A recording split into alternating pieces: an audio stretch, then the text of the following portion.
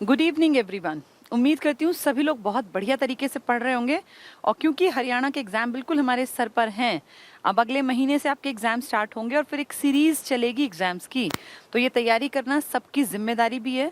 और अब एक मौका है, किस्मत ने आपको दिया है। दिन हमेशा मोहलत के मिलते हैं, इसलिए कहा जाता है कि तैयारी हमेशा पहले से करके बैठना चाहिए। जो लोग ये सोच के बैठ जाते हैं कि पेपर आएंगे तब पढ़ेंगे, तो वो लोग हमेशा नुकसान में रहते हैं। खैर, हरियाणा जीके का सिलेबस मैंने आपको जब ये बैच स्टार्ट किया तब भी कहा था कि 3 से 4 महीने मिनिमम लगेंगे। अब पेपर जल्दी आ जाएगा तो भी हम सिलेबस के साथ ऐसा नहीं हो सकता कि एक दिन में पूरा कर लें। 12-15 घंटे की क्लास लेने से कुछ नहीं समझ में आता। सिलेबस का एक तरीका है, एक ये मान लीजिए कि कुछ टॉपिक्स हैं जो कि हमें पढ़ने ही पढ़ने पड़ेंगे। इसलिए मैंने स्टार्टिंग में कहा था कि 3 महीने मिनिमम लगेंगे। स्टार्टिंग की 3-4 वीडियोज में मैंने लगातार यही कहा था कि अब पढ़ना शुरू करेंगे ताकि थोड़ा थोड़ा चीज़ें कवर अप करते जाएं। और जनवरी-फरवरी तक इसके सिलेबस को पूरा होने की मुझे उम्मीद थी, लेकिन अब पेपर आ गया है। ठीक है, कोशिश करेंगे जितना बन पड़े, लेकिन ये एक्सपेक्ट मत करना कि अब पेपर अगर अगले ही महीने है तो हम अगले महीने तक सारा सिलेबस कर लेंगे। ऐसा नहीं हो सकता, ऐसा होना पॉसिबल ही नहीं है, क्योंकि किसी भी चीज़ को समझने में और समझाने में टाइम की ज़रूरत पड़ती है। अगर मैं एक पूरा दिन खड़ी होकर यहाँ के इसको PDF खोल खोल के पढ़ाती रहूँ तो आपको कुछ भी समझ में नहीं आना। हर चीज़ का एक टाइम होता है। हरियाणा जीके को भी कम से कम 3 महीने, 3.5 महीने, 4 महीने चाहिए। अगर फॉर्मेलिटी करनी है तो भी 1.5 से 2 महीना तो कम से कम चाहिए। फॉर्मेलिटी में भी भाई पढ़ने की एक बस दिखावट सी करनी है, आए ना आए क्या फ़र्क पड़ता है। अगर मार्क्स लेने के लायक बनना है तो 3-4 महीने आपको लगाने पड़ेंगे। ठीक है, अब जो लोग ये सोच रहे हैं कि पेपर आ गया तो पेपर आ गया तो पहले से पढ़ना चाहिए। वो कहीं ना कहीं अब पेपर तो आएंगे। मैं अभी भी कह रही हूँ जनवरी-फरवरी, अब ये जुलाई-अगस्त तक पेपर होते रहेंगे। तो उस टाइम पे अब बहुत सारे लोग तो ऐसे मिलेंगे आपको जिन्होंने बस ये दिसंबर तक पढ़ना है, फिर हाथ पे हाथ रख के बैठ जाएंगे। ग्राम सचिव का हो गया, फिर तब भागेंगे जब हरियाणा पुलिस का डेट फाइनल हो जाएगी। तो अपनी इस आदत से तुम्हें उबरना पड़ेगा अगर तुम्हें नौकरी चाहिए। जिनको नौकरी चाहिए ना, उनको ये होता है कि भाई मुझे सिलेबस पूरा करना पड़ेगा। उस दौरान मेरे 1 पेपर आए, 4 पेपर आए, 10 पेपर आए, ये आपके अपने भाग्य के ऊपर है। तो अपनी तैयारी को आपको 1-1.5 साल तो देना ही पड़ेगा। एक दिन, 2 दिन या 1 महीने, 2 महीने पढ़ के पेपर पास नहीं होते। पहले तो अपने आप को ये समझाओ, क्योंकि ऐसे सोचोगे कि एकदम पूरा कर दें। ऐसे तो हम पूरे देश के बच्चों को पढ़ाते हैं। कभी यूपी वालों के एग्जाम आ रहे होते हैं, कभी MP वालों के, कभी झारखंड वालों के, कभी हरियाणा वालों के, कभी दिल्ली वालों के, लेकिन हम ऐसे देखा भाग दौड़ नहीं कराते। कारण भाई ये पेपर साल भर आएंगे। हम एक बच्चे को सोच के पेपर के हिसाब से पढ़ाने लगे तो बाकी बच्चों का क्या होगा। इसलिए हम स्टार्टिंग में जब बहुत शुरू में बैचेस बनाए तभी कहा था पूरे साल को टारगेट करके पढ़ाएंगे, कि पूरे साल में तुम्हारी इतनी चीजें हैं कि एक एक करके भी पूरी कराए ना तो साल लग जाएगा। मई से मैं इस ऐप पे पढ़ा रही हूँ, तब से लगातार लगभग क्लासेस चली हैं मेरी। अभी भी मैं ऐप के ऊपर 3 क्लासेस लेती हूँ डेली। अपने बैच में पढ़ाती हूँ सिर्फ 2 क्लास, और ऐप पे लगती है मेरी तीसरी क्लास। ये मेरी 3rd क्लास है। जो जुड़े हुए स्टूडेंट हैं उन्हें पता है, 2:30 से 3:30 में मैंने CD वाले बच्चों को पढ़ाया, चाइल्ड डेवलपमेंट साइकोलॉजी। फिर 3:30 से 4:30, बल्कि आज तो 5 ही बज गए थे, फिर मैंने पढ़ाया स्टैटिक GK, वो पूरे भारत में जितने बच्चे ऐप से जुड़े हैं। और अब मैं पढ़ा रही हूँ स्पेशली हरियाणा GK। तो 3 क्लासेस मेरी हो जाती हैं इस पर, 2 क्लासेस अपने यहाँ। भाई एक सिलेबस को डिफाइंड तरीके से हमें पता है कि टाइम लगेगा, इसलिए अपने आप को दिलासा दो कि भैया हमें पहले पढ़ना चाहिए अगर हमें तैयारी करनी है। अब भी पढ़ने लगो तो अगले साल तक के पेपरों में अच्छी तैयारी हो जाएगी। ये सोचो कि 10 दिन, 20 दिन, 1 महीने में तो नहीं होगा। ठीक है, हाँ जितना मैक्सिमम करना पॉसिबल है उतना ज़रूर कोशिश करेंगे, लेकिन भाग दौड़ नहीं होगी तुम्हारे अकॉर्डिंग। वो हमने एक डिसाइड कर रखा है, भाई साल भर लगेगा पेपर में, वो साल भर लगेगा। तुम ये सोचो कि अब अगले महीने हम सोच के सब कुछ पढ़ा दें तो वैसा पॉसिबल नहीं होगा। ठीक है, फिर भी हाँ ऐप पे बहुत सब कुछ हमने पढ़ा दिया, और लगभग आप ये मान के चलो किसी भी एग्जाम का 75 से 80% सिलेबस आपका ऐप पे डला हुआ है। सिर्फ हरियाणा GK नहीं है, हिंदी नहीं है, बाकी आप देखो इंग्लिश कितनी सारी पड़ी हुई है, GK है, पॉलिटिकल साइंस है, हिस्ट्री है, साइंस है, biology, chemistry, physics, economics, computer, सब कुछ तो है। तो जो ऐप वाले स्टूडेंट हैं जिन्होंने 5-6 हज़ार रुपये साल के भर रखे हैं, उनके पास बहुत सारी चीज़ें मिल जाएंगी। अब ये जो ये अपना टॉपिक है हरियाणा GK, ये ऐसा बिल्कुल नहीं होगा कि मैं सोचूं दिसंबर में इसको पूरा करा दूं, नहीं होगा। पहले बता रही हूँ, ये लंबा टॉपिक है, टाइम कंज्यूमिंग है, इसमें जनवरी-फरवरी पकड़ेगा ये।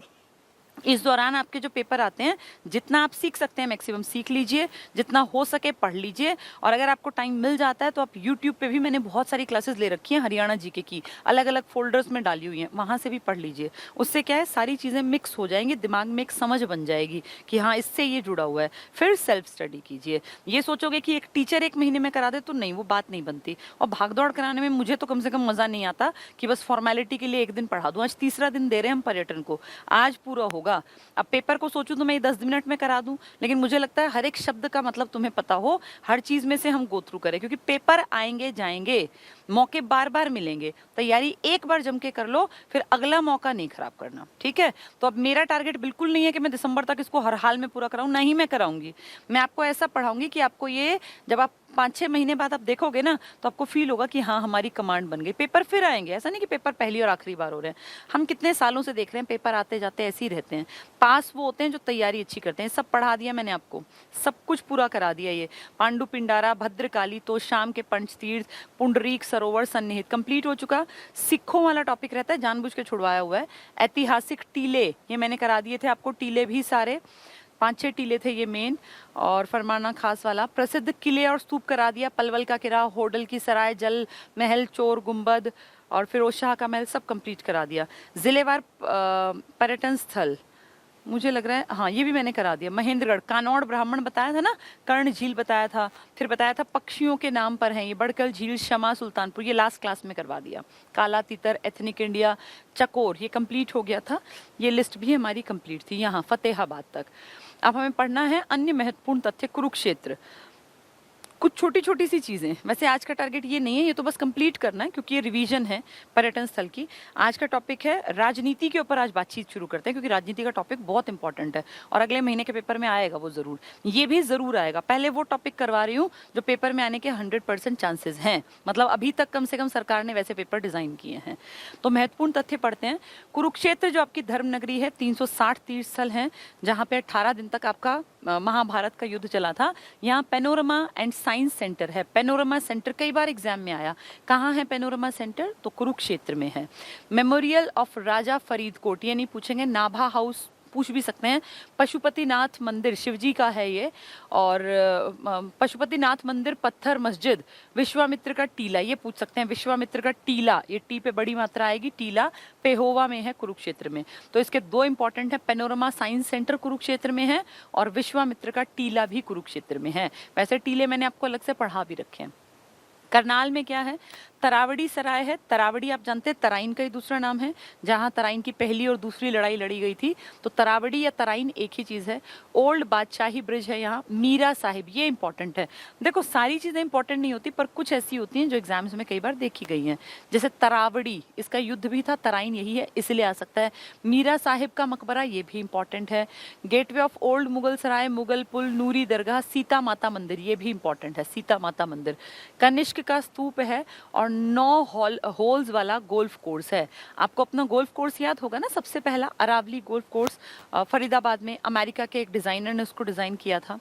गुड़गांव में बेगम पैलेस नहीं पूछेंगे, कौन सराय, John Hall, Kingdom of Dreams, KOD पूछ सकते हैं, किंगडम ऑफ ड्रीम्स। घूमने फिरने की बहुत सुंदर खूबसूरत जगह है, प्लेस होते हैं यहाँ बहुत, मतलब एक मन को जो खुशी दे इस तरह का पूरा एक कॉम्प्लेक्स बनाया हुआ है KOD के नाम से, किंगडम ऑफ ड्रीम्स। अच्छी महंगी टिकट लगती है एंट्री पर ही इसकी, कई 100 रुपए की, तो लेकिन घूमने फिरने की अच्छी जगह है।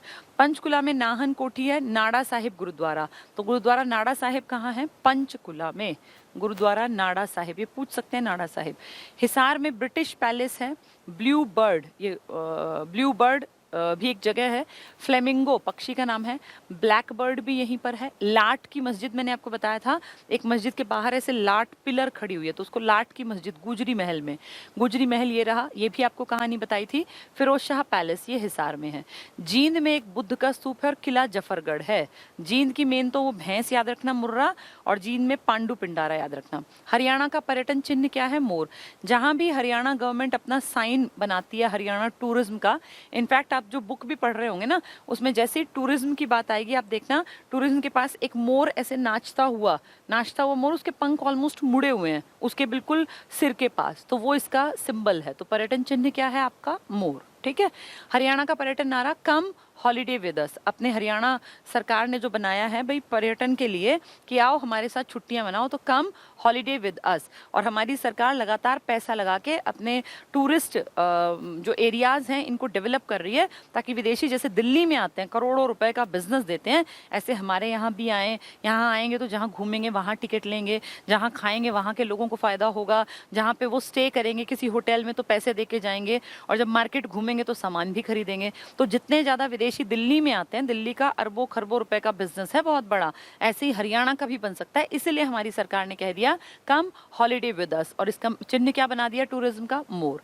महेंद्रगढ़ में आपको अच्छी तरह पता है बीरबल का छत्ता नारनौल में है, राय मुकुंद दास ने बनवाया। बीरबल का जन्म हुआ था बुढ़िया ग्राम यमुनानगर में, लेकिन बीरबल घूमते फिरते थे महेंद्रगढ़ के नारनौल में। राय मुकुंद दास बीरबल का समकालीन नहीं है, ये शाहजहां के काल में है, जबकि बीरबल अकबर के काल में, फिर भी इन्होंने बनवाया। चोर गुम्बद हमने पढ़ा था, चोर गुम्बद एक आदमी को शक था ना कि कहीं मेरे मरने के बाद ये लोग मेरी मकबरा ना बनवाएं, तो अफगान था वो, उसने अपने रहते ही अपने समाधि एक तरह से अपना वो बनवा लिया था मकबरा, चोर गुम्बद। जल महल भी हमने पढ़ा था, जल महल कुली खां ने, शाह कुली खां ने ये जो है जल महल का निर्माण करवाया था। शाह कुली खां का मकबरा, ये गलत लिख दिया है, ये यहाँ से काट देंगे, शाह कुली खां का मकबरा नहीं है, ये टाइपिस्ट ने गलती कर दी। जल महल के बाद था इब्राहिम खान का मकबरा। याद है ये किसके दादा थे, शेरशाह सूरी के दादा, इसको हटा देना, शाह कुली खान ने ये बनवाया था जल महल। ठीक है, शोभा सरोवर छोड़ दो। हरियाणा सरकार ने 10 जनवरी 2017 को प्रवासी हरियाणा दिवस का आयोजन गुड़गांव में किया। पुरानी बात हो गई, प्रवासी हरियाणा दिवस में हरियाणा के जो लोग बाहर बसे हैं, जिन्होंने नाम कमाया, उन सबको इन्वाइट किया था, पर 3 साल 4 साल पुरानी बात कौन पूछेगा। हरियाणा पर्यटन कॉरपोरेशन द्वारा संचालित पर्यटन स्थल तो कहाँ कहाँ हैं ये भी इंपॉर्टेंट है। जैसे मैंने गोल्फ कोर्स बार बार आपको बताया, अरावली गोल्फ कोर्स है, गोल्फ अमीरों का खेल था, ये हरियाणा का पहला गोल्फ कोर्स है, फरीदाबाद में है। बड़कल झील जो एक अट्रैक्शन है टूरिस्ट के लिए, फरीदाबाद में है, और इस झील को 1947 में सिंचाई का टारगेट बना के बनाया गया था। ठीक है, पहाड़ियों में बसी है अरावली में। सनबर्ड मोटेल नहीं पूछेंगे शायद, क्योंकि मोटेल होटल की तरह प्राइवेट है। ब्लू जे पानीपत में है, घूमने फिरने की जगह है ये भी, ब्लू जे। बुलबुल जींद में है, पक्षी के नाम पर हमारे हरियाणा में बहुत सारे ऐसे घूमने फिरने के हैं। सोहना, सोहना आप जानते हैं ना, गर्म पानी का झरना फेमस है सोहना में।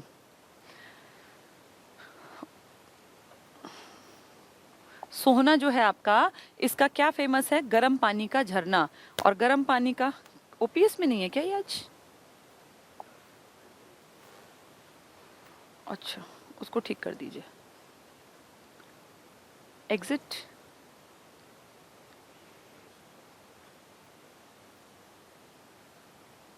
ठीक है, तो सोहना की हम बातचीत कर रहे थे। सोहना में क्या है, सोहना हमने पढ़ा हुआ है।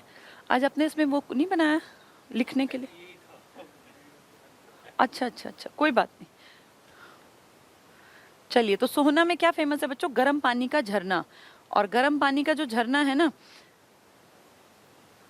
ठीक है, गर्म पानी का जो झरना है सोहना में, ये एक्चुअल में क्या है, कहीं कहीं लिखा है कि ये अर्जुन ने बनाया था, अब वो मान्यता है कि पांडवों ने बनाया था। ये नेचुरल कारण से गर्म है, कारण इस पानी में ना सल्फर की मात्रा बहुत ज्यादा है, और सल्फर के कारण इसका पानी जो है गर्म है। और सल्फर चर्म रोग को ठीक करता है, मतलब स्किन डिजीज है ना, खाज खुजली टाइप की कोई फंगल इन्फेक्शन है स्किन में, तो उसको ठीक कर देता है, क्योंकि सल्फर ज्यादा है। और जितनी ये स्किन की क्रीम्स आती है ना ठीक करने की, इनमें भी सल्फर की मात्रा ज्यादा होती है। तो सोहना में एक किला भी है, सोहना में गर्म पानी का कुंड भी है, गर्म पानी का झरना भी लिख देते हैं और गर्म पानी का कुंड भी लिख देते हैं। तो ये सल्फर की अधिकता के कारण चर्म रोगों में बहुत हेल्प करता है ठीक करने में। वैसे आपके यहाँ पर सल्फर जो है ना वो पाया जाता है ज्यादा पानीपत में, लेकिन अगर पूछे झरना गर्म पानी का तो आप कहेंगे सोहना। मैगपाई घूमने फिरने की जगह है फरीदाबाद में। तिलियार बहुत फेमस है, बहुत बार आता है रोहतक में। तिलियार झील कहाँ पर है ये, रोहतक में। ठीक है, स्काई लार्क ऊंची बिल्डिंग्स पानीपत में, बस याद रखना है स्काई लार्क वैसे एक घूमने फिरने की जगह है। सैंड पाइपर आपके रेवाड़ी में है। ग्रे पेलिकन यमुनानगर में। किंगफिशर अंबाला में, नीलकंठी कृष्ण धाम, कृष्णा धाम भी लिखा हुआ था कहीं कहीं, कुरुक्षेत्र, और माउंटेन क्वेल ये वैसे ही अपना प्राइवेट किसी ने बना रखा है मोरनी हिल्स में। 5-6 बार पढ़ने पड़ते हैं तब याद होते हैं। ग्रे पेलिकन भूलोगे, इसका तरीका है 2-4 का मैं ट्रिक बता देती हूँ, 2-4 अपने आप याद कर लेना। देखो माउंटेन है तो मोरनी हिल्स, ये तो याद हो ही जाएगा, माउंटेन मोरनी हिल्स। नीलकंठी कृष्ण धाम, तो कृष्ण भगवान में कुरुक्षेत्र में ही अपना असली रूप दिखाया था। किंगफिशर, किंग हुए थे बहुत ज्यादा अंबाला में, हमारा पूरा ऊपर का रीजन पहले अंबाला था, ये पंचकुला 95 में बना, यमुनानगर जो है कृपा जब हुई 1989, पहले सारे ये बेल्ट जो ऊपर की है ना ये अंबाला, यहाँ किंग्स हुआ करते थे, तो किंग अंबाला में। ग्रे रंग का पानी हो गया है यमुना का, क्योंकि लगातार यमुना में गंदगी बढ़ती जा रही है। आजकल आपको पता होगा ना कि यमुना रिवर में बहुत गंदगी बढ़ गई, तो पानी का रंग क्या हो गया, नीला नहीं रहा, ब्लू नहीं, ग्रे हो गया। तो जैसे ही ग्रे दिखे, ग्रे रंग का पानी यमुना में, किंग हुए थे अंबाला में, कृष्ण ने अपना रूप दिखाया था कुरुक्षेत्र में, माउंटेन है तो मोरनी हिल्स, ठीक है। सैंड पाइपर रेवाड़ी, सैंड आते ही तुम्हारे दिमाग में आना चाहिए ये साउथ वाला इलाका रेवाड़ी वाला, ठीक है। स्काई जितनी ऊंची बिल्डिंग, आसमान जितनी, रिफाइनरी से याद कर लो पानीपत, तो स्काई जितनी ऊंची बिल्डिंग पानीपत से। तिलियार तो बहुत फेमस है, कहाँ है तिलियार, जो हार्ट ऑफ हरियाणा भी है, यानी रोहतक में भी है, 2 हार्ट है ना आपके, जींद भी और रोहतक भी, तो तिलियार झील है आपके रोहतक में, ठीक है। आसान है, कुछ नहीं है, 2-3 बार सुनोगे ना तो याद हो जाएगा। तिलियार हार्ट में है तो रोहतक, स्काई जितनी ऊंची refinery Panipat, sand Piper Rewari में, सैंड से रेवाड़ी को, ग्रे रंग का पानी यमुना में, किंग अंबाला में, कृष्ण ने अपना रूप दिखाया कुरुक्षेत्र में, माउंटेन है तो मोरनी हिल्स। 2-4 बार सुनने और पढ़ने होते हैं फिर याद हो जाते हैं, ऐसे अपने भी बना लिया करो कुछ भी जो तुम्हें आसान दिखे। नेक्स्ट, अरावली गोल्फ कोर्स सबको पता है, फरीदाबाद, बड़कल पता है फरीदाबाद, इनमें कुछ सोचने की जरूरत नहीं है। सनबर्ड मोटेल मेरे ख्याल नहीं आएगा, प्राइवेट है क्योंकि। ब्लू जे ये पानीपत में है, ब्लू जे 2-4 याद करने पड़ेंगे। बुलबुल जो है जींद में है, और सोहना, सोहना झरना लिखना चाहिए था, मैगपाई फरीदाबाद, तो मैगपाई कह दें, अरावली गोल्फ कोर्स कह दें, बड़कल झील कह दें, फरीदाबाद में सारे। गर्म पानी का झरना सोहना में है आपका, और कुरुक्षेत्र में क्या है, कृष्ण धाम वाला। और ये कहाँ है आपका, जो भी पढ़ के आए हैं नीचे वाले, जैसे 5-6 हैं, मान लो हमें ये ना दिखे, तिलियार हार्ट में, स्काई जितनी बिल्डिंग रिफाइनरी की, सैंड रेवाड़ी, ग्रे रंग का पानी यमुना का, किंग अंबाला में, नीलकंठी कृष्ण धाम तो कुरुक्षेत्र में, और माउंटेन क्वेल कहाँ पड़ेगी, माउंटेन्स यानी मोरनी हिल्स में, ठीक है। हरियाणा की प्रमुख पर्यटन योजनाएं जो आपके राज्य में चली हैं ताकि आप जो है आगे बढ़ पाएं, ये बस ये क्वेश्चन आंसर शुरू हो गए। लास्ट टॉपिक है ये, इसको पढ़ लेते हैं। क्या किया आपकी सरकार ने, बता दूं मैं, कोई हमारे यहाँ ना इतिहास गवाह है कि बहुत सारे युद्ध हुए, बहुत सारी चीजें थी, लेकिन क्योंकि हमने ध्यान नहीं दिया, टाइम के साथ बीतता गया टाइम, वो सब खत्म होती गई। न जाने कितने विदेशी आक्रमण जो दिल्ली को अपना टारगेट बनाते थे, वो रास्ता तो हरियाणा का ही पकड़ते थे, चाहे वो आपका मोहम्मद गौरी रहा हो, चाहे वो आपका ये अहमद शाह अब्दाली रहा हो, और चाहे वो आपका जितने आपके बीच में आक्रमण, नादिर शाह आया था वो भी तो यहीं से आया था, तैमूर वो लंगड़ा आदमी जो आया था अटैक करने, वो भी यहीं से, क्योंकि रास्ता यहीं से दिल्ली की तरफ जाता था। दिल्ली की एंट्री के लिए ये लोग राजस्थान वाला बॉर्डर पाकिस्तान से होते हुए अफगानिस्तान, पाकिस्तान, फिर राजस्थान, क्योंकि कश्मीर में तो पहाड़ थे ना ऊंचे, वहां से एंट्री करने में थोड़ी दिक्कत होती थी। और याद करो सिकंदर महान भी आके उस इलाके पहाड़ों में से तो वापस लौटा था ब्यास नदी पर, तो ये सब जानते थे कि उस रूट पे दिक्कतें ज्यादा हैं, ठंड ज्यादा है, इतना जानवर, इतनी सेना लेके आधे मर जाएंगे, इतनी ठंड में बर्फ के पहाड़ कैसे क्रॉस करेंगे, तो ज्यादा आसान था इंडिया आने का, दिल्ली आने का रास्ता पहले अफगानिस्तान, पाकिस्तान से होते हुए राजस्थान की बॉर्डर से एंट्री करो, राजस्थान से हरियाणा, और हरियाणा पे चलते चलते दिल्ली, कितना आसानी से पहुंच जाओगे। दिल्ली यूपी बढ़िया बसे हुए थे, वहां खूब पैसा था, तो जितने लोगों ने लूटा, तो हमारा हरियाणा बीच में बिना बात फंसता रहा, और हर बार अटैक में हम लोगों का ढेरों नुकसान हुआ। जब लूट का सामान वापस ले जाते तो भी यहीं से ले जाते, और जब आक्रमणकारी आते तो भी यहीं आते, मतलब ये एक गढ़ था उनके घुसने का। तो इसीलिए हमारे बहुत सारे पुराने टाइम के जो बेहतरीन मॉन्यूमेंट थे वो खत्म होते चले गए, एक कारण। दूसरा कारण, दिल्ली पे अटैक हुआ, दिल्ली भी तो टूटी, दिल्ली भी तो बर्बाद हुई, लेकिन दिल्ली को आज देखो, लाल किला घूमने जाओ तो अच्छा एहसास होता है, हुमायूं का मकबरा देखो तो अच्छा एहसास होता है, कुतुब मीनार देखो तो ऐसा लगता है कल ही बनी हो। यानी दिल्ली में उन आक्रमणों के बावजूद भी सरकार ने काम कर करके उसको दोबारा से रिकंस्ट्रक्ट कर दिया। लेकिन हरियाणा तुलना में सरकारों ने काम नहीं किया। निग्लेक्शन के चलते धीरे धीरे धीरे जो बची कुची इमारतें थी वो भी गायब होती चली गई। और ऐसा आज ऐसा आलम है कि कोई बहुत आप खुद भी जानते हैं, मैं भी जानती हूँ, हरियाणा टूरिज्म में कोई बहुत आगे नहीं है, लेकिन टूरिस्ट पैसा खूब बनाते हैं, कमाई करवाते हैं देश की। इसलिए धीरे धीरे हमने सोचा क्यों ना हम भी टूरिज्म को बढ़ावा दें। तो हमने देखो क्या किया, राज्य के पर्यटन विभाग ने पर्यटन की नई योजनाएं प्रारंभ की हैं, जिनमें पर्वतारोहण। अब सोचो किसी को पर्वतारोहण करना है तो आपके यहाँ क्यों आएगा वो?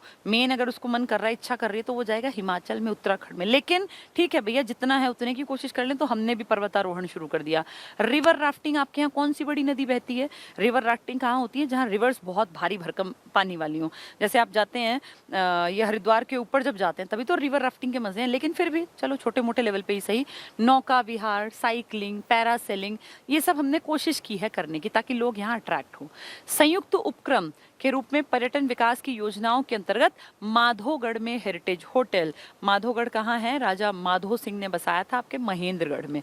तो इसमें ना पुराना किला था ये माधोगढ़ का होटल, इसको क्या बना दिया अब? ये पुराना किला था, इसको होटल के रूप में डेवलप कर दिया। ऐसे बहुत सारी आपके यहाँ देसी रियासतें जो थी ना, उनके किलों को, उनके महलों को हेरिटेज होटल्स बना दिया। और वहाँ पे जैसे एक बार हमें मौका मिला था, पंचकुला में पड़ता है वो नाम, रामगढ़ फोर्ट था उसका। वो भी कई बार आता है एग्जाम में कि कहाँ है, तो रामगढ़ फोर्ट है। ये भी पुराने राजाओं का कोई फोर्ट था।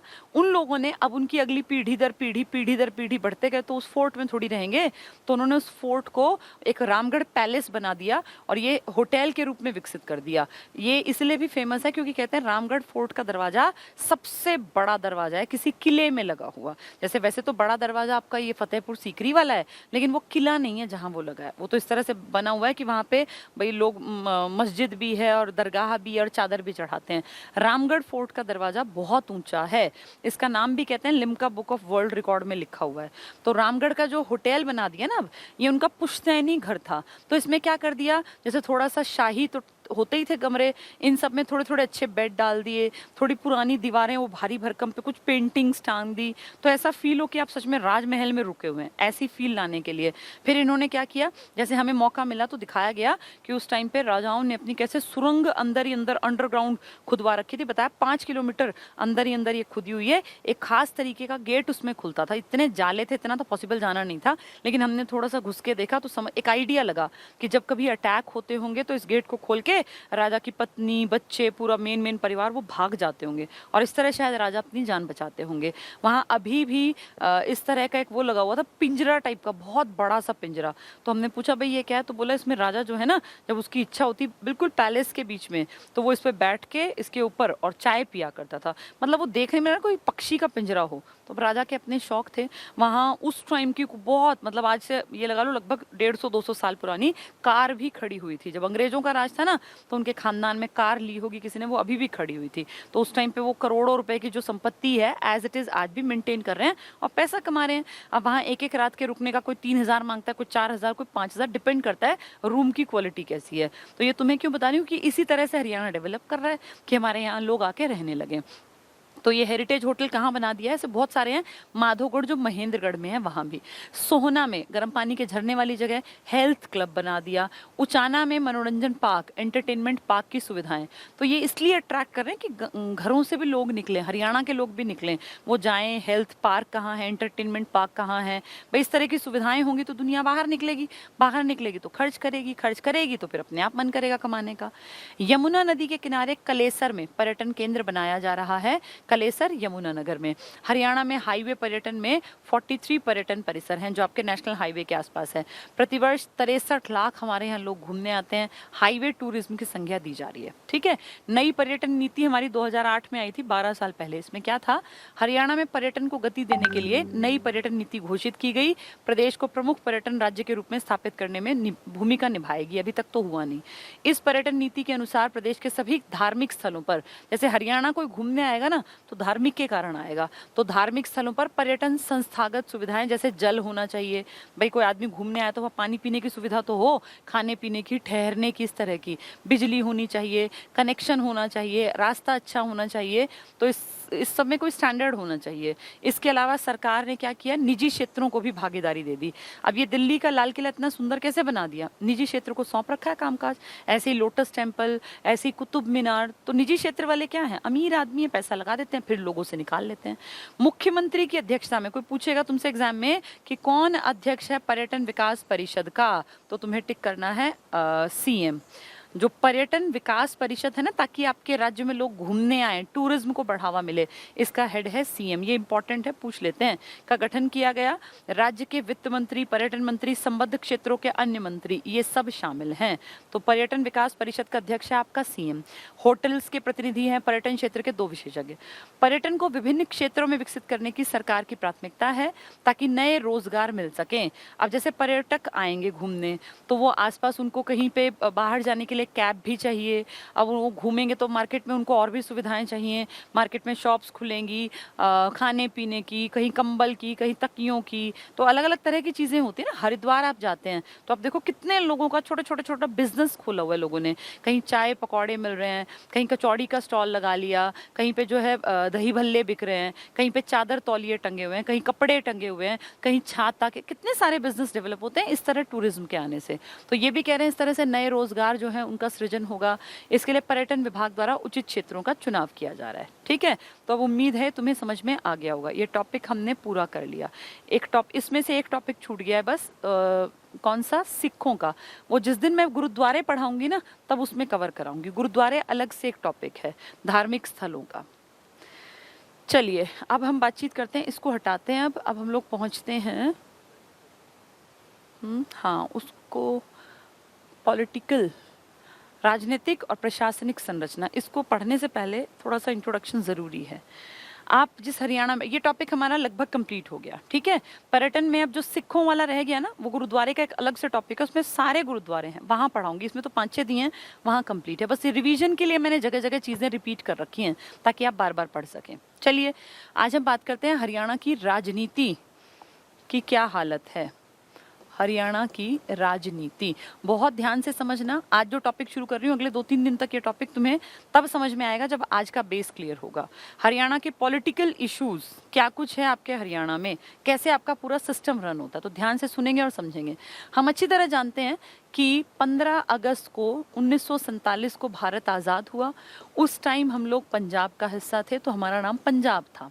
बहुत लेटर स्टेज में जाके नवंबर 1966 में हम लोगों को एक अलग आइडेंटिटी के रूप में मान्यता दी गई और हरियाणा भारत का राज्य बन गया। आज हरियाणा भारत का एक अमीर, समृद्ध, उपजाऊ राज्य है। और अगर मैं एरिया की बात करूं तो एरिया में हरियाणा 20वां भी है और 21वां भी। ऐसा कैसे, 2 नंबर कैसे? अगर आप कहें सिर्फ स्टेट्स में नंबर बताओ कि आप स्टेट्स में कौन से रैंक पर हो, तो आप कहोगे जी हम 20वें नंबर पर हैं।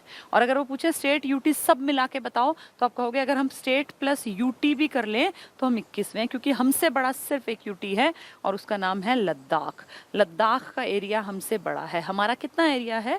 44,212 वर्ग किलोमीटर ना, उनका 59 प्लस है, 59,000 प्लस है, तो आपसे बड़ा है, इकलौता आपसे बड़ा। आप अंडमान निकोबार से, लक्षद्वीप से, चंडीगढ़ से, दादर नागर हवेली, दमन दीव से, दिल्ली से, पुदुचेरी सबसे बड़े हैं।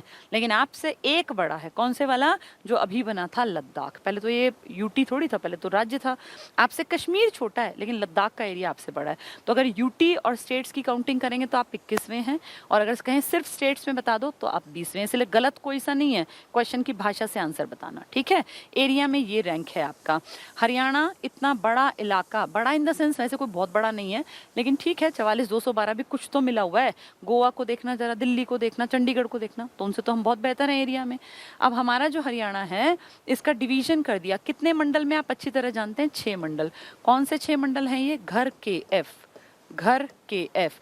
इन मंडलों में, मंडलों के साथ उपमंडल भी हैं आपके।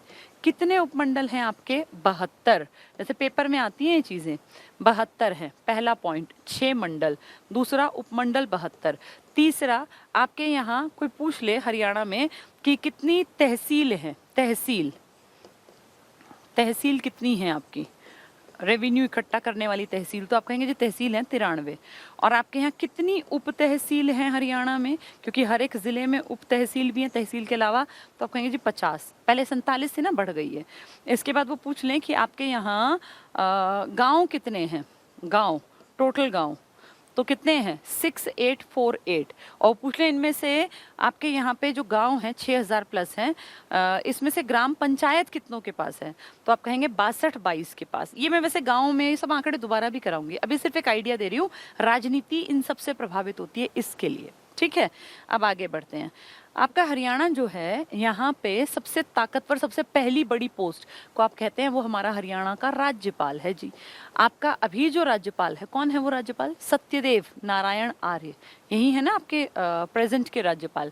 आपके राज्यपालों की एक पूरी लिस्ट हमें याद करनी पड़ेगी, उसमें तरह तरह की चीजें होंगी, जैसे सबसे लंबा कार्यकाल किस राज्यपाल का था, सबसे छोटा कार्यकाल किसका, पहला राज्यपाल कौन, अब का राज्यपाल कौन। आपके जितने भी राज्यपाल हैं इनमें से एक भी आज तक हरियाणा से नहीं हुआ, क्योंकि ये नियम है। कोशिश करते हैं कि किसी भी स्टेट का जो गवर्नर हो, जो राज्यपाल हो, वो अदर स्टेट का हो, आपके अपने स्टेट का ना हो। तो आपके जो पहले राज्यपाल थे धर्मवीर जी थे, पहला राज्यपाल आपके श्री धर्मवीर जी थे, उनको वीर भी कह देते हैं, कहीं कहीं इसलिए किताबों में वीर के नाम से भी लिखा होगा।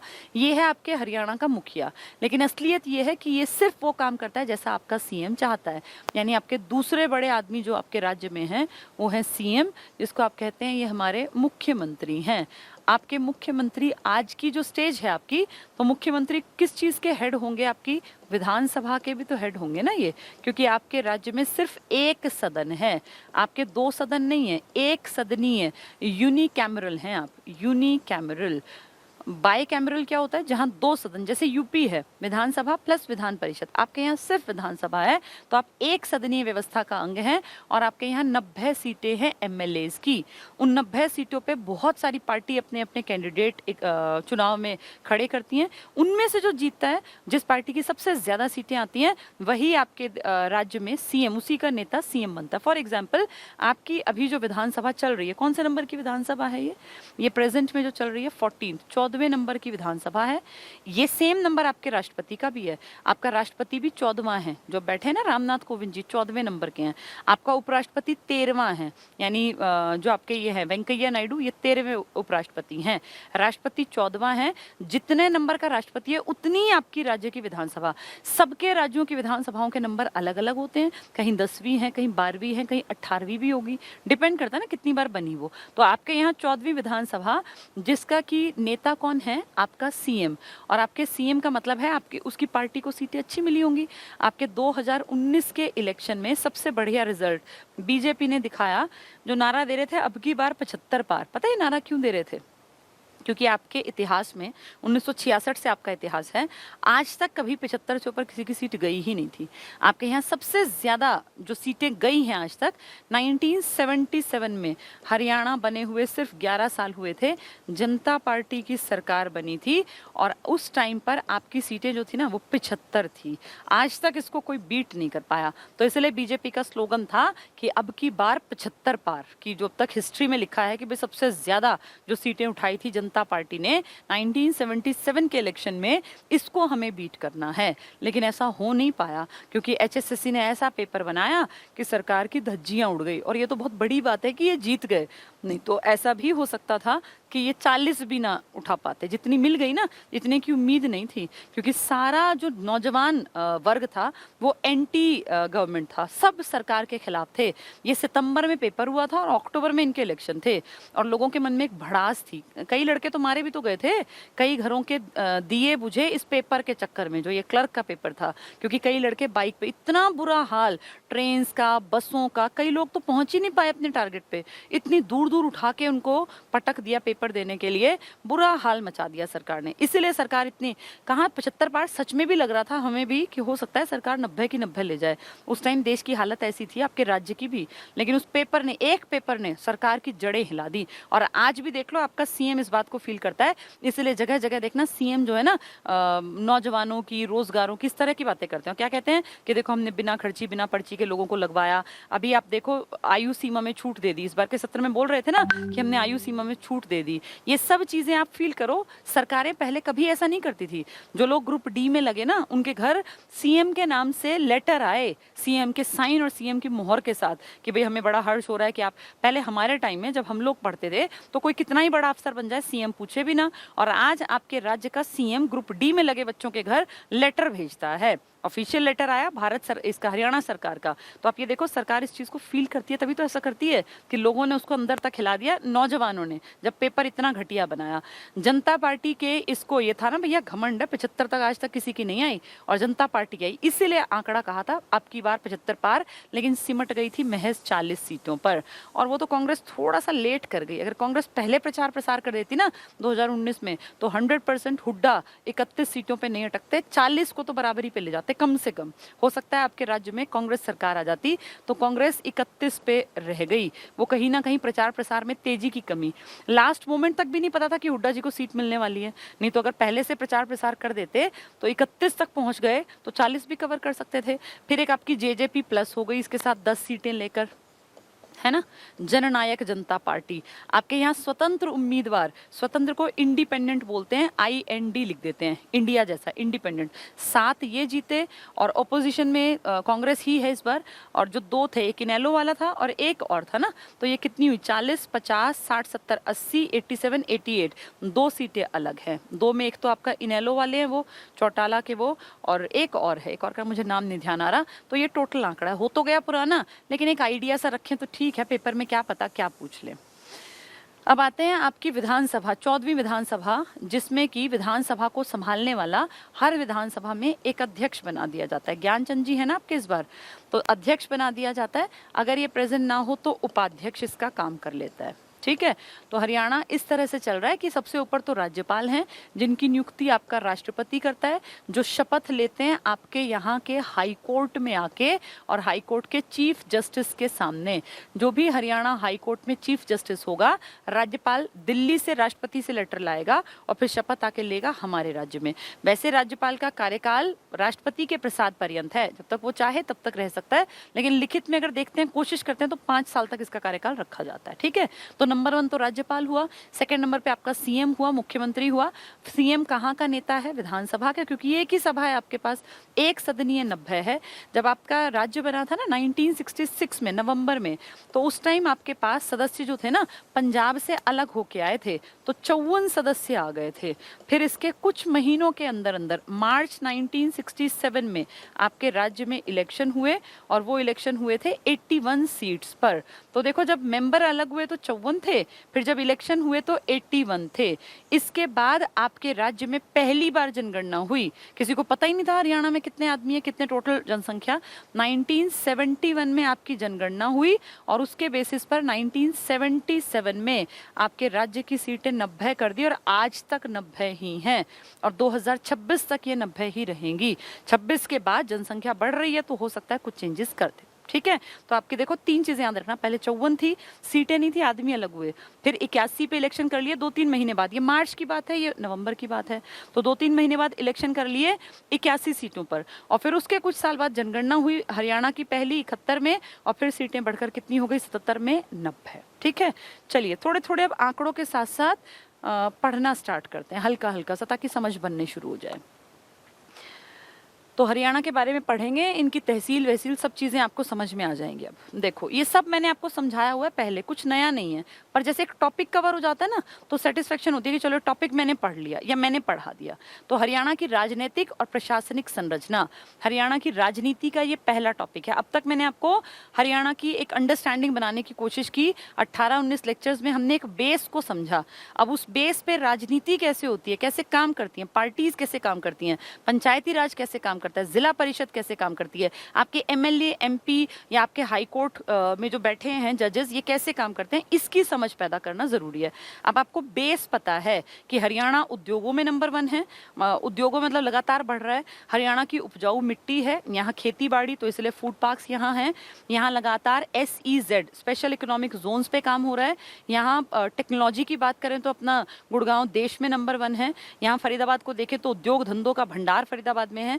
पंचकुला को देखें तो काफ़ी एडवांस्ड शहर है, और ओवरऑल देखें तो हरियाणा लगातार उभरती हुई नगरी, जो उद्योग धंधे भरे पड़े हैं, रोजगारों के ढेरों अवसर हैं, यहाँ बिल्कुल कनेक्टिविटी है आपकी एनसीआर इलाके में। और एनसीआर का मेन मतलब ही आप हैं, क्योंकि इसमें यूपी के तो 8 जिले आते हैं और राजस्थान के 2 और आपके 14, तो इसलिए एनसीआर का मेन मतलब हम लोग हैं। हमारे यहाँ लगातार कनेक्टिविटी बढ़ाने पे केंद्र सरकार काम कर रही है, इसलिए झज्जर के आसपास के इलाके में, हिसार के आसपास के इलाके में ये सारा कनेक्टिविटी बढ़ाने के लिए ही तो काम चल रहा है।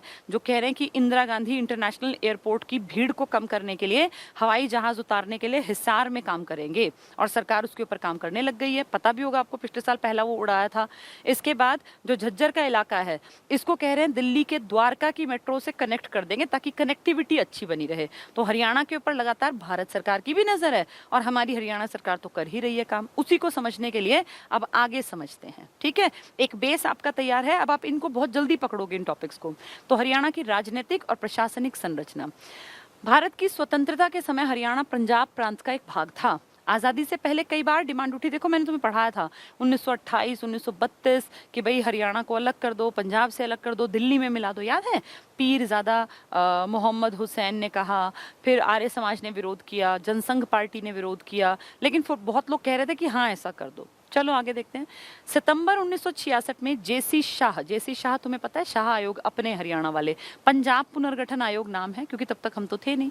तो जेसी शाह आयोग की सिफारिशों के अनुसार भारत सरकार ने पंजाब पुनर्गठन विधेयक को पारित किया। तो सितंबर में ये पारित हुआ और फिर नवंबर में हमारा हरियाणा बन गया। 18वां संविधान संशोधन, मैंने आपको एक दिन बहुत अच्छे ढंग से समझाया था कि कोई भी संशोधन आपके हरियाणा का जिक्र नहीं करता, किताबें लिख देती हैं। क्या कह देती हैं किताबें? 1956 का 7वां संविधान संशोधन और 1966 का 18वां संविधान संशोधन, आप कहीं ढूंढ लेना हरियाणा लिखा नहीं मिलेगा, चाहे आप कितने पेज पढ़ लो इसके ऊपर। ढेरों संशोधन के पेज हैं, आज विकिपीडिया पे सब कुछ है, आपको इनमें से किसी में हरियाणा लिखा नहीं मिलेगा। क्यों? क्योंकि जब ये बना ना, तो ये बताया गया था कि आपके देश में राज्य किस बेसिस पर बनेंगे, कैसे कैसे क्या क्या होगा, और जब ये बनाया गया तब भी यही एक्सप्लेन किया गया और डिटेल में।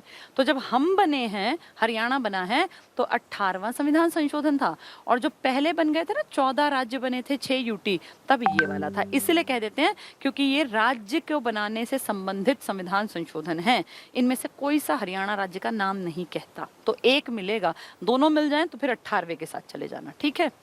ये लॉजिक है, इसलिए किताबें इसको एक्सप्लेन नहीं करती। तो 18वां संविधान संशोधन 66 में हुआ, के अंतर्गत 1 नवंबर 66 को हरियाणा राज्य का गठन किया गया। धर्मवीर हरियाणा के नहीं है, बाहर के हैं, राज्य का पहला राज्यपाल, और पंडित भगवत दयाल शर्मा को राज्य का पहला सीएम बनाया गया। पंडित बीडी शर्मा, जिनके नाम की यूनिवर्सिटी भी चलती है आज हरियाणा में, दोनों इंपॉर्टेंट हैं। जब ये दोनों बनाए गए तो आपके यहाँ पे कितने लोग अलग होके पंजाब से आए थे? 54। उन 54 में एक आदमी था भगवत दयाल शर्मा, ये आदमी बाहर से है, अलग से है, ठीक है। तो पंडित बीडी शर्मा आपके सीएम बन गए, आपके राज्य के थे, और धर्मवीर जो हैं ये बाहर के थे। ये तो देश के बिहाफ पे आते हैं, क्योंकि मैंने पहले बता दिया आपको, राष्ट्रपति इनको भेजता है, शपथ आपका ये दिलाता है। हरियाणा भारतीय संघ का 17वां राज्य है, 6 मंडल हैं। अब ये आपके काम का है, इसमें कितने मंडल हैं? 6। घर के एफ, कितने जिले हैं? 22। मैंने आपको एक एक एक्सप्लेन कर रखा है कि जी में 3 जिले आएंगे, एच में 4 जिले आएंगे, ए में 4 जिले आएंगे, रोहतक में 5 जिले आएंगे, के में करनाल में 3 आएंगे, और एफ फरीदाबाद में 3। तो 3 इसके, 3 इसके, 5 इसके, 4 इसके, और हिसार के 4 और गुड़गांव के 3। तो ये कितने हो गए? 3 3 6 4 10 14 17, नहीं ये क्या हुआ? 3 4 4, अच्छा मैंने एक्स्ट्रा गिन लिया, ये 3 हो गए, और 3 ये 6 हुए, ये 4 10, और ये 19 और 3 हो गए ना 22 जिले, ठीक है। मैंने इसको डबल गिन लिया, 3 3 6 9 कर दिया था ये। तो 22 जिले हुए। 93 तहसील है आपकी, उप तहसील आपकी 50 हैं, और आपके खंड मतलब ब्लॉक्स हैं 140। तो आपके 6 मंडल हैं आपके। अगर पूछेंगे मंडल के अलावा तहसील कितनी है, तो 93, तहसील 93, ठीक है। और खंड या ब्लॉक कितने हैं? 140 हैं। इन्होंने गांव और ग्राम पंचायत, जो वो 62-22 वाला आंकड़ा है या 6846 वाला आंकड़ा है, वो नहीं बताया, वो अलग से पढ़ेंगे, आंकड़े अलग टॉपिक है। ये तो मैंने सिर्फ एक अंडरस्टैंडिंग बनाने के लिए पहले एक्सप्लेन किया था, वो आगे दोबारा से आएगा, ठीक है। ये मोटा मोटा बता दिया, वैसे एक टॉपिक है ये अलग से। हरियाणा की राजनीतिक संरचना, मेन टारगेट है ये पढ़ना, राजनीति पढ़ना। हरियाणा में एक सदनीय व्यवस्थापिका है। देखो सबसे ऊपर क्या लिखा है, विधानसभा। आपके यहाँ क्या नहीं है, विधान परिषद नहीं है, और न ही उम्मीद है कि बनेगी, क्योंकि विधान परिषद तब बनती है जब एमएलएस की संख्या कम से कम 120 हो, जो कि आपके राज्य में नहीं है, और अगर बढ़ेगी भी तो 2026 से पहले तो बढ़नी नहीं। तो एक सदनीय व्यवस्थापिका है, व्यवस्थापिका जो व्यवस्था करे कानून की, और इसको आप क्या कहते हो, विधानसभा। और जो इसमें बैठते हैं वो कौन कहलाते हैं, विधायक, या उन्हीं को आप कहते हो ये हमारे एमएलए हैं। 90 एमएलए हैं ना आपके। हरियाणा विधानसभा में सदस्यों की कुल संख्या 91 पहले थी, इस साल से बंद कर दी, क्योंकि आर्टिकल 333 के अकॉर्डिंग जो पहले एंग्लो इंडियन हर राज्य में बन सकता था, वो इस साल 2020 के जनवरी में 104वां संविधान संशोधन करके इसको खत्म कर दिया। देश का आर्टिकल 331 यूजलेस हो गया, और हरियाणा के लिए या किसी भी राज्य के लिए आर्टिकल 333।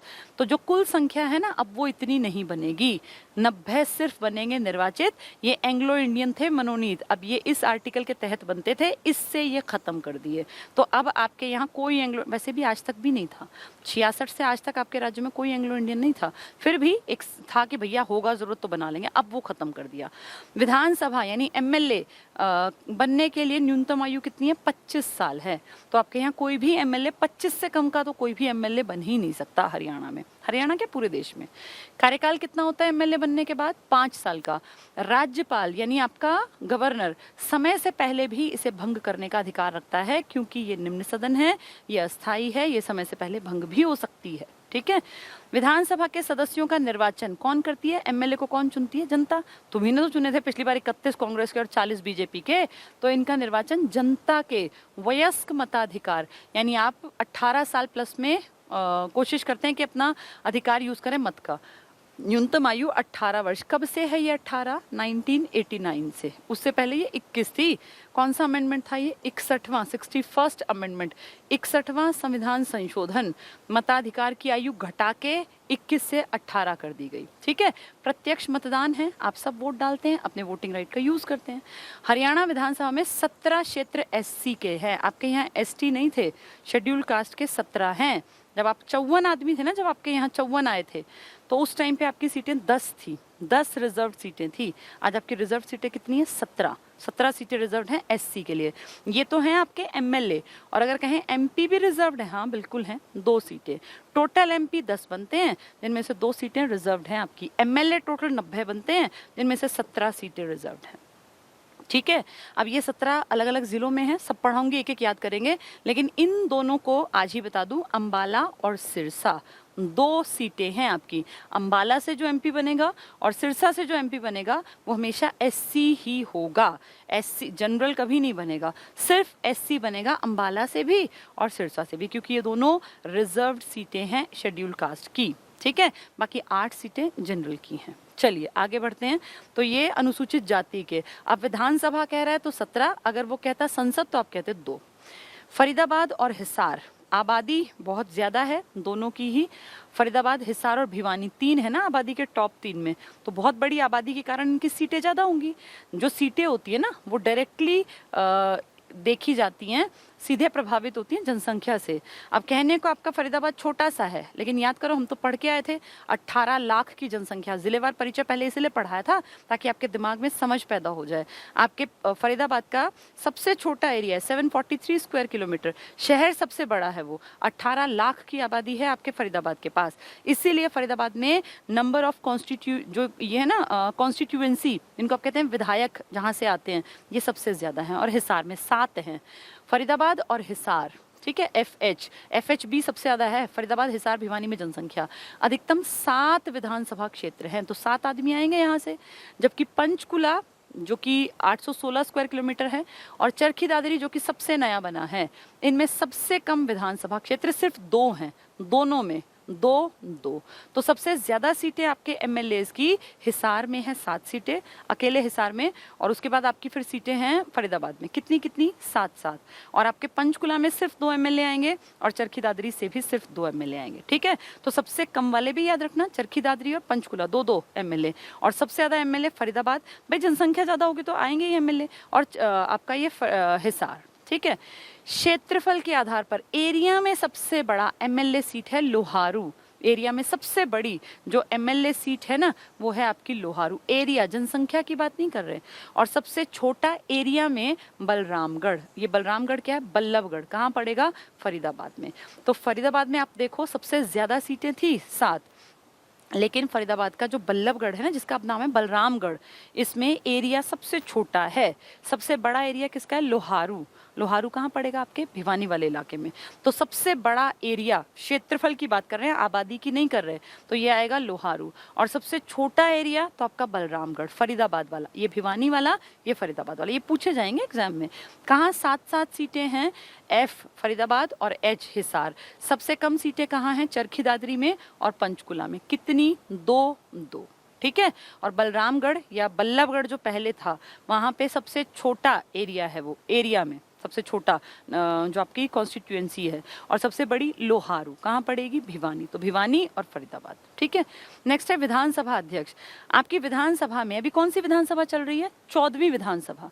तो आपको एक एक आदमी का नाम याद होना चाहिए जो इंपॉर्टेंट है। जैसे शन्नो देवी बहुत इंपॉर्टेंट है, राव वीरेंद्र सिंह बहुत इंपॉर्टेंट है। जो प्रेजेंट में है वो पूछ सकते हैं, किसी के टाइम में कुछ अलग हुआ, खास हुआ, तो वो पूछ सकते हैं। कोई आदमी कई बार बना तो वो पूछ सकते हैं। ठीक है।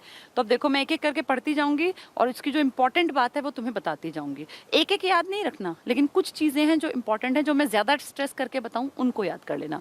शन्नो देवी देश की पहली महिला विधानसभा अध्यक्षा।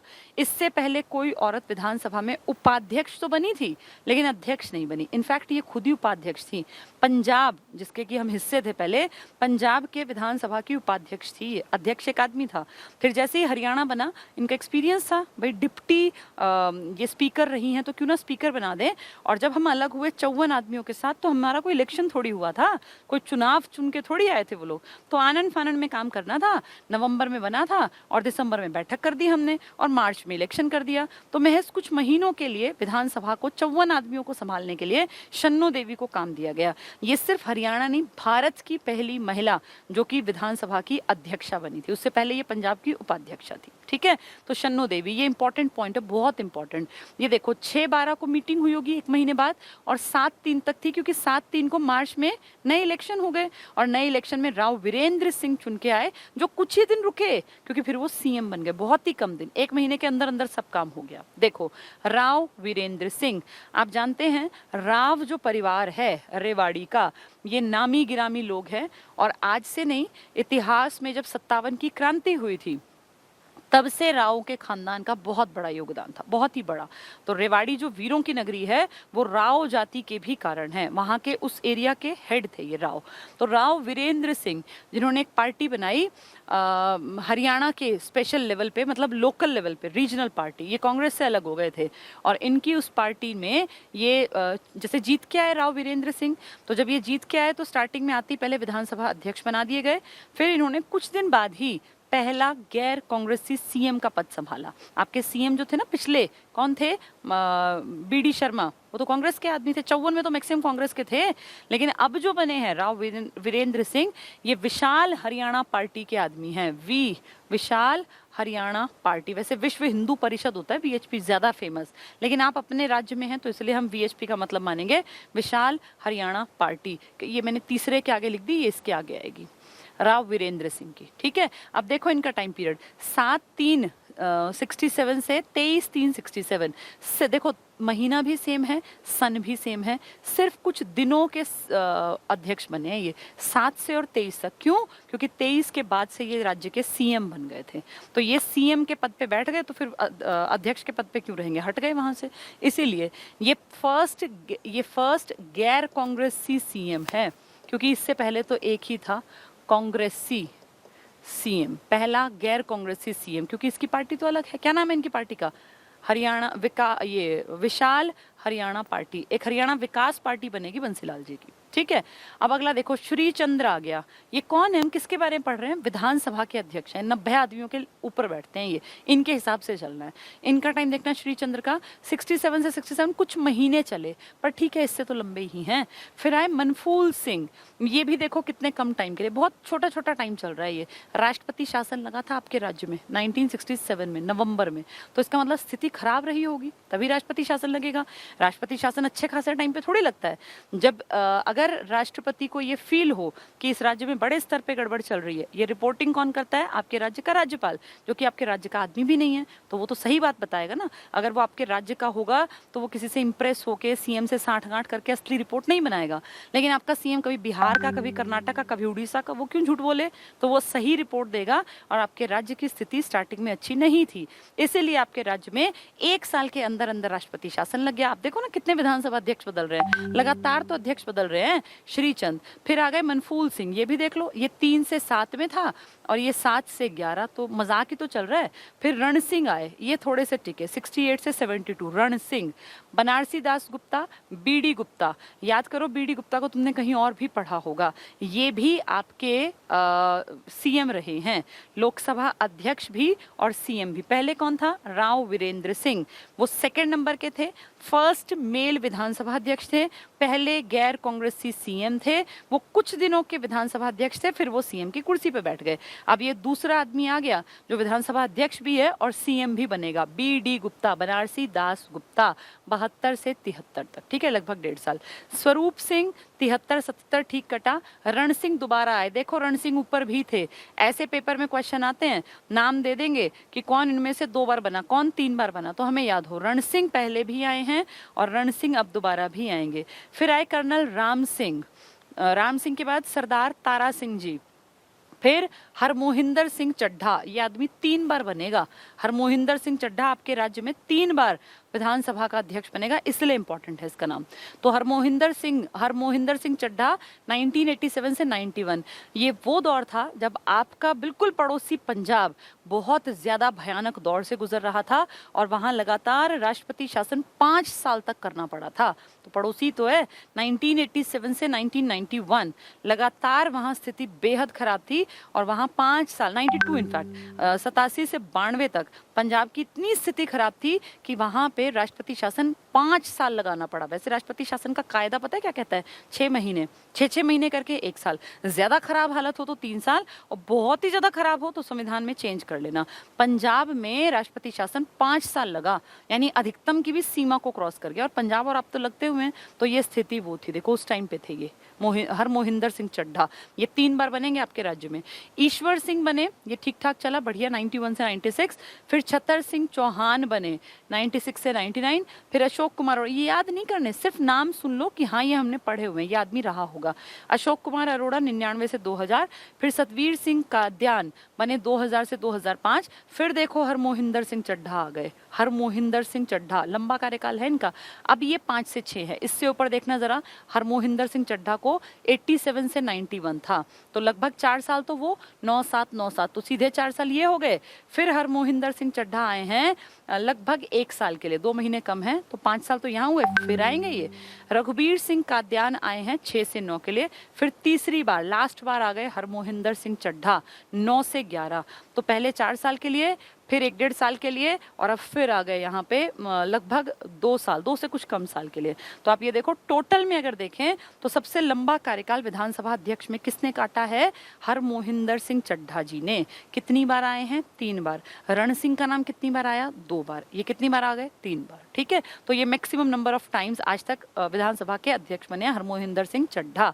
कुलदीप शर्मा भी पीछे ही थे, आपने नाम सबने सुना हुआ है, 2011 से 14।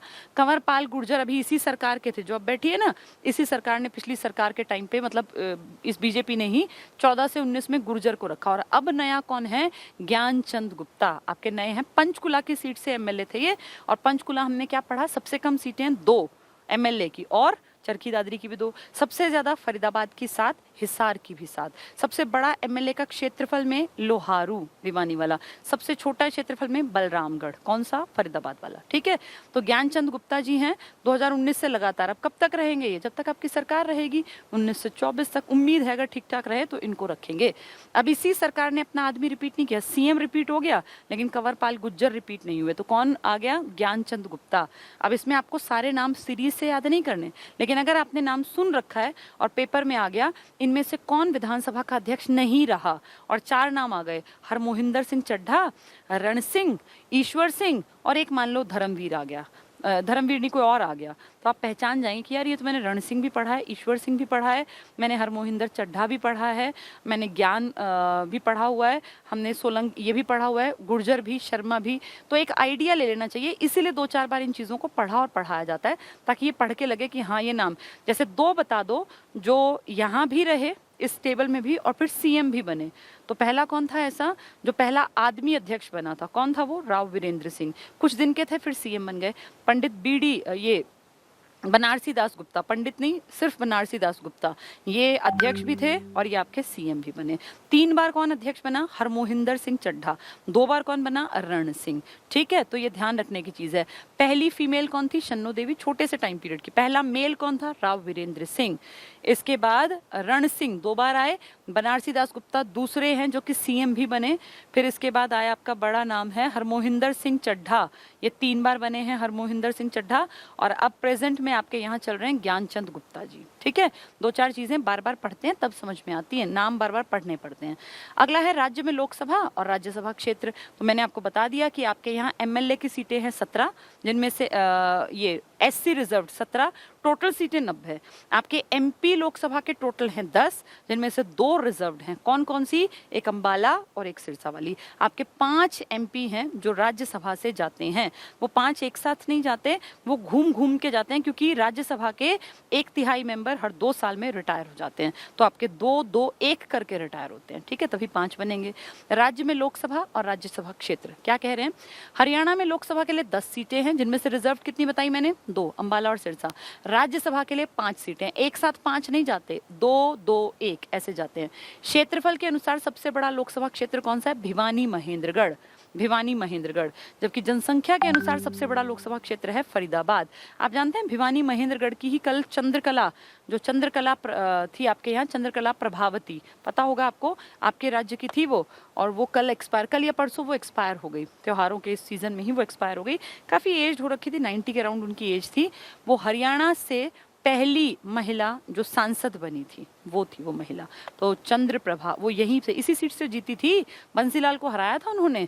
तो बड़ा इंपॉर्टेंट नाम है उनका भी, फिर पढ़ेंगे आगे उसको भी। अभी मेन बात पे आते हैं, क्षेत्रफल में सबसे बड़ा लोकसभा क्षेत्र। अभी देखो इससे ऊपर जो तुमने पढ़ा था ना, जो मैंने पढ़ाया था, वो आपका विधानसभा क्षेत्र था। ध्यान से सुनो मेरी बात, ये 2 क्वेश्चन है, कंफ्यूज करेंगे तुम्हें अगर तुम खुद से पढ़ोगे तो, समझना इसको। ये कह रहे हैं सबसे बड़ा लोकसभा क्षेत्र, तो नाम दे दिया भिवानी का। अगर वो कहते सबसे बड़ा विधानसभा क्षेत्र तो तुम क्या कहते, विधानसभा क्षेत्र तो तुम कहते लोहारू। कहाँ पड़ेगा जी, भिवानी में ही। ठीक है, लोकसभा क्षेत्र में नाम आएगा पूरे भिवानी महेंद्रगढ़ का, क्योंकि लोकसभा की सीटें तो लिमिटेड हैं, 10 ही तो हैं, उसमें तो बहुत बड़ा एरिया कवर है। लेकिन वो कहें सबसे बड़ा एमएलए सीट बताओ, तो आप कहोगे लोहारू। लोहारू आपके एरिया की बात कर रहे हैं, और भिवानी महेंद्रगढ़ देश में जो जाएंगे एमपी उनकी बात कर रहे हैं। ठीक है, फिर ये कह रहे हैं जनसंख्या में सबसे बड़ा लोकसभा क्षेत्र। तो जनसंख्या की जब भी बात करें तो आप अपने फरीदाबाद को भूलना नहीं है। वो कहें एरिया में सबसे छोटा बता दो, भाई बड़ा तो आपका हो गया लोहारू, सबसे छोटा कहें तो वो आपको, फिर आप कहोगे जी हमारा तो बलरामगढ़ सबसे छोटा है, एमएलए की सीट की बात करें तो, और सबसे बड़ा आपका लोहारू। ठीक है, जनसंख्या में एमपी वाला ये एमपी की बात करें, मेंबर ऑफ पार्लियामेंट की, तो आपको फरीदाबाद है जी। एरिया में बड़ा तो भिवानी महेंद्रगढ़ है। ठीक है, हरियाणा में लोकसभा क्षेत्र सिरसा और अंबाला एससी के लिए आरक्षित हैं। तो 2 अपनी एमपी की सीटें बताना आरक्षित, 10 में से 2, तो 10 में से 2 कौन कौन सी हैं? आपकी अंबाला और सिरसा।